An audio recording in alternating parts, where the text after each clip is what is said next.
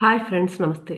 తిరుప్పావైలోని 13వ పాసురంలో ఆండాళ్మాత 8వ గోపికను ఇలా మేల్కొల్పుతున్నారు. కంసునిచే పంపబడిన బకాసురుడి నోటిని చీల్చిన శ్రీకృష్ణుడి యొక్క దుష్టుడైన రావణుడి 10 తలలు సంహరించిన శ్రీరాముడి యొక్క గుణ సంకీర్తన చేస్తూ శ్రీకృష్ణుని దివ్యానుభూతిని పొందాలనుకునే గోపికలందరూ సంకేత స్థలానికి ఎప్పుడో వెళ్ళిపోయారు. నువ్వింకా లేవలేదు, తెల్లవారింది అని సూచిస్తూ శుక్రుడు ఉదయించాడు, బృహస్పతి అస్తమించాడు. పక్షులన్నీ తమ ఆహార అన్వేషణ నిమిత్తము అరుచుకుంటూ ఆకాశంలోకి ఎగిరిపోతున్నాయి అని చెప్పగా నిద్రిస్తున్న గోపిక తన కళ్ళు తెరిచి చూస్తుంది. ఆమె నేత్ర సౌందర్యానికి ముగ్ధులై వికసించిన తామర పువ్వులయందు వాలిన తుమ్మెదలాంటి కన్నులు కలదానా, ఇకనైనా లేచిరామ్మా, నీ నేత్ర సౌందర్యానికి ముగ్ధుడై శ్రీకృష్ణుడు తానే నీ దగ్గరికి వస్తాడు అని భ్రమించకు.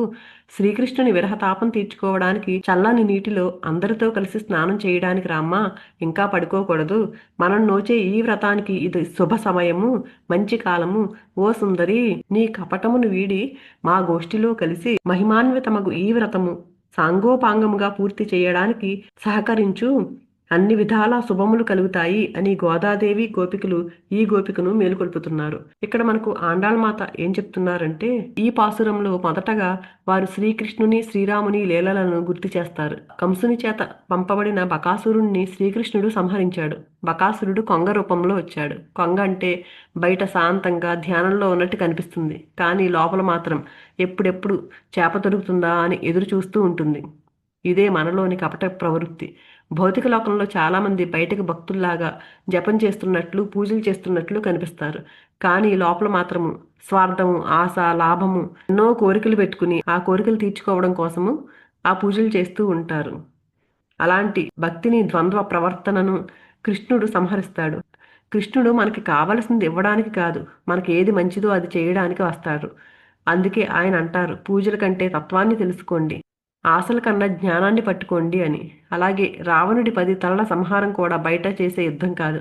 మన మనసు 24 గంటలు 5 జ్ఞానేంద్రియాలు, 5 కర్మేంద్రియాలు వెనక పరిగెత్తే ఆ అహంకారమే రావణుడు. ఆ అహంకారాన్ని రాముడు సంహరిస్తాడు. ఇక్కడ రాముడు అంటే ధర్మస్వరూపము. కృష్ణుడు కంసుని సంహరించాడంటే మనలో ఉన్న అజ్ఞానాన్ని, భయాన్ని, క్రూరత్వాన్ని మూలంగా తొలగించడము. ఇంకా తెల్లవారింది అని చెప్పడానికి శుక్రుడు ఉదయిస్తున్నాడు, బృహస్పతి అస్తమిస్తున్నాడు అని గోపికలు అంటారు. శుక్రుడు రాక్షసులకు గురువు, బృహస్పతి దేవతలకు గురువు. దీని అర్థం ఏంటంటే బ్రహ్మ ముహూర్త కాలం సమీపిస్తోంది, ఇది అత్యంత శుభమైన సమయము. ఈ సమయంలో నిద్రలో ఉండడం అంటే జ్ఞానాన్ని కోల్పోవడము. అందుకే గోపికలు అంటున్నారు, ఇంకా పడుకోవద్దు, మేలుకో. మన సాధన, జపము, ధ్యానము, వ్రతము అన్నీ ఈ బ్రహ్మ ముహూర్తంలోనే చేయాలి అని. పక్షులు ఆకాశంలో ఆహారం కోసం అరుస్తూ ఎగురుతున్నాయి. దీని అర్థము, ఎవరైతే జ్ఞానంతో మేల్కొన్నారో వారు ఎక్కడ ఉన్నా, ఏ పరిస్థితుల్లో ఉన్నా జ్ఞానాన్ని పంచుతూనే ఉంటారు. ఆహారం కోసం కష్టపడుతున్న జీవితం ఎలా సాగిస్తున్న వారి మాటల్లో జ్ఞానం వెలువడుతూనే ఉంటుంది. గోపిక కన్నును తామర పువ్వులోని తుమ్మెదతో పోలుస్తారు. తామర పువ్వు చాలా ప్రత్యేకమైనది. దానిని దేవుడి పాదాల దగ్గర తప్ప ఇంకెక్కడా ఉంచరు. తామర అంటే శుద్ధ భక్తి. తామర నేత్రాలు అంటే ఎప్పుడూ భగవంతుని స్మరిస్తూ ఉండే చూపు. ఆ గోపిక అలా శుద్ధ భక్తి కలది. కాబట్టే ఆమెను అలా పిలుస్తున్నారు. తుమ్మెద ఎప్పుడూ ఝుంకారం చేస్తూ ఉంటుంది. ఎక్కడ మధువు ఉంటే అక్కడికి వెళ్ళి గానం చేస్తుంది. అలాగే జ్ఞానం పొందిన వారు ఆ జ్ఞానాన్ని దాచుకోరు, పంచుతూనే ఉంటారు. వారి జీవితం నిరంతరము ఒక ఉపదేశము. చివరగా గోపికలు అంటున్నారు, ఇది శుభ సమయము, మంచి కాలము. మంచి రోజులు అంటే బయట పరిస్థితులు కాదు, మనకు మానవ జన్మ లభించడమే అపూర్వ అవకాశము.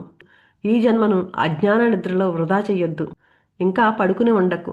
అజ్ఞానాన్ని వదిలి జ్ఞానంతో మేలుకో. మా గోష్ఠిలో చేరి ఈ వ్రతాన్ని సంపూర్ణంగా పూర్తి చెయ్యి. ఈ పాసురం ఒక సందేశాన్ని చెప్తోంది. మన జీవితాన్ని జ్ఞానంతో నింపుకోవడమే ఆ భగవంతునికి ఇష్టము అని. మనలో నిద్రిస్తున్న ఆత్మను లేపే పాసురం ఇది. Thank you.